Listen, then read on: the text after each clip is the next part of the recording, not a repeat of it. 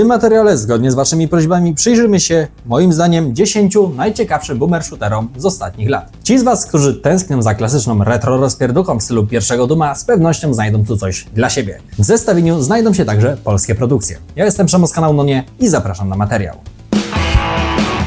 Numer 10. Cultic. Ta gra została zaprojektowana przez jednego człowieka, Jasona Smitha, i wydana przez 3D Realms. Tak, to samo 3D Realms, które dostarczyło nam taką legendę jak Duke Nukem 3D. I gołym okiem widać ogromną inspirację zarówno Księciem, jak i Bloodem. Gra została zaprojektowana na silniku Unity, jednak każdy, kto postanowi zagrać w tę produkcję, zobaczy ogromne podobieństwo do gier robionych na silniku Build.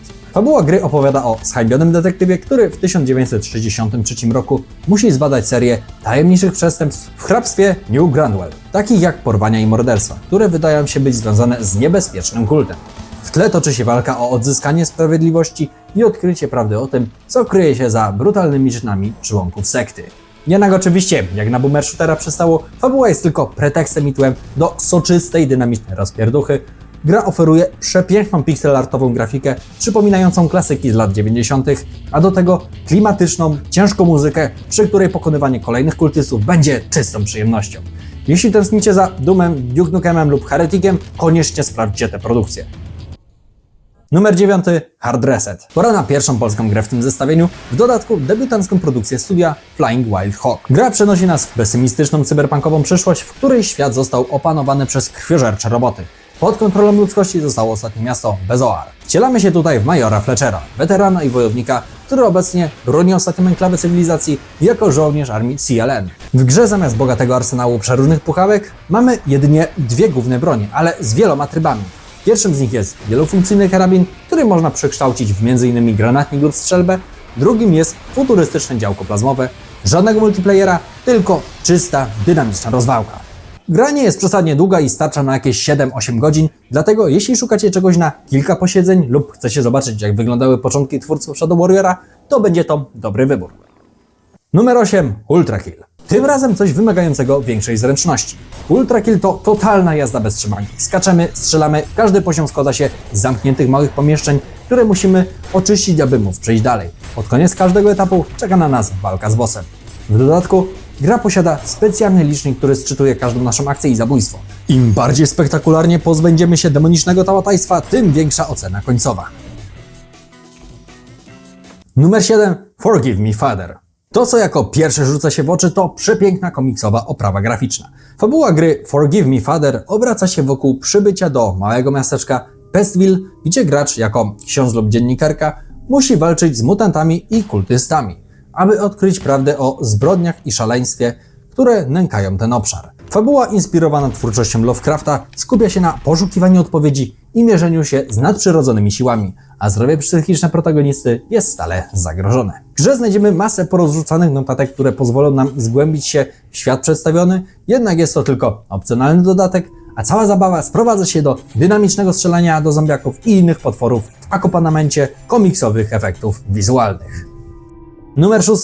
Crossbow Blood Knight. Ta gra ma na siebie niezwykle ciekawy pomysł. Nie strzelamy z broni palnej, ale z kuszy.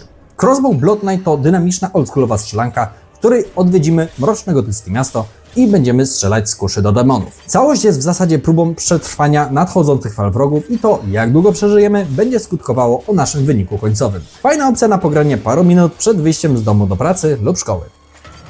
Numer 5. Shadow Warrior.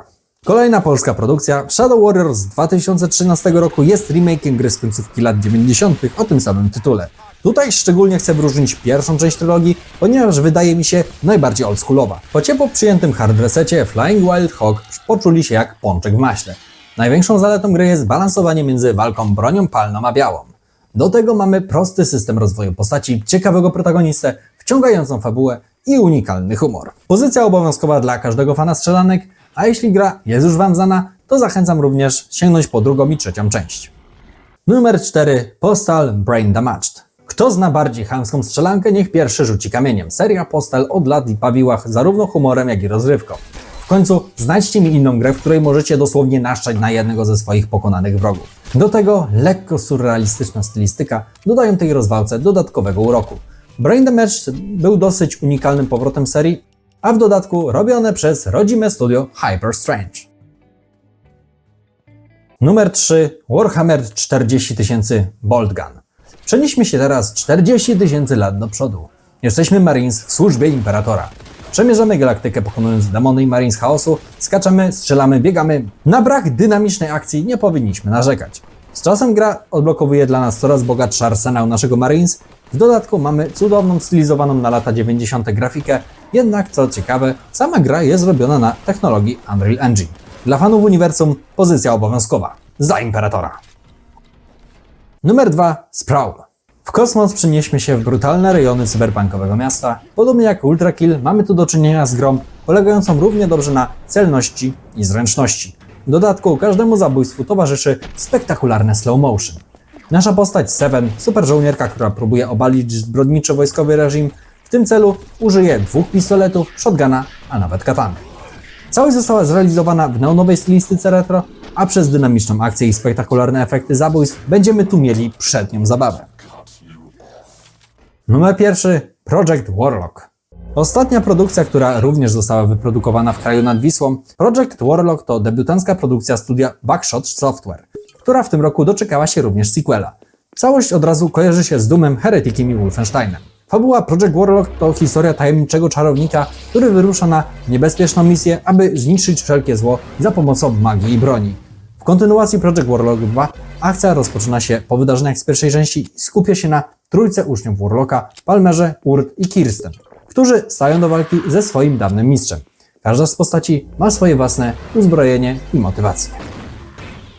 Twórcy oddali w nasze ręce 11 różnych pukawek, które możemy ulepszać na kilka sposobów. W dodatku warto pochwalić pracę, ponieważ w grze znalazło się około 70 różnych rodzajów przeciwników. Z czasem odblokujemy również magię, która pomoże nam w walce. Twórcy przygotowali wiele poziomów, więc zabawy nam nie zabraknie. Najbardziej mnie jednak urzekła ta cudowna pixelatowa grafika i pomysły na lokacje i design poziomów. Jeśli jeszcze nie graliście, koniecznie dajcie tej grze szansę. Jak na debiutancką grę, naprawdę trzeba pochwalić. Jak to mawiał pewien krasnolud z Wiedźmina, mają rozmach? No i dalej sobie dokończcie. To było 10 najciekawszych moim zdaniem boomer shooterów ostatnich lat. Dajcie znać w komentarzach, które z tych tytułów graliście lub czy dodalibyście coś od siebie do tej listy. Większość z tych pozycji znajdziecie w bardzo niskich cenach u partnera kanału, czyli Instant Gaming. Do każdej z omówionej dzisiaj gry lub jej sequeli załączam link w opisie pod tym filmem. Kupując tych linków wspierasz również rozwój naszego kanału. Dzięki, że dotarłeś do końca. Widzimy się już niedługo przy okazji kolejnych filmów. Do zobaczenia.